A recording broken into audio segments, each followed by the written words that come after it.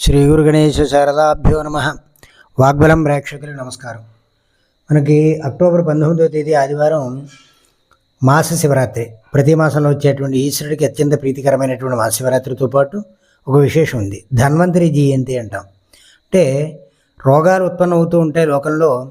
ఆ రోగాలను నిరోధన చేసుకునేటువంటి, తగ్గించుకునేటువంటి ఔషధం ఏదైతే ఉందో అది ధన్వంతరుడి ద్వారా మనకు సంప్రాప్తమైంది అని. కాబట్టి ఈ ధన్వంతరుడు విష్ణుమూర్తి యొక్క స్వరూపంగా మనకి ఇతిహాస పురాణాల్లో చెబుతూ ఉంటారు. కాబట్టి ఈ ధన్వంతర మూర్తిని ఈ విధంగా మనం ధ్యానం చేద్దాం. రోగ నిరోధక శక్తిని పెంచుకుందాం. ఔషధాలు పరిపూర్ణంగా ఫలించేటువంటి విధంగా చేద్దాం.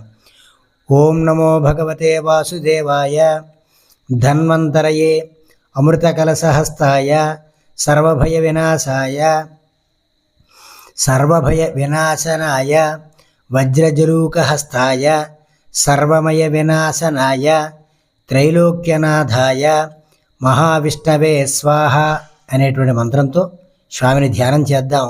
పరిపూర్ణమైనటువంటి అనుగ్రహాన్ని పొందుదాం.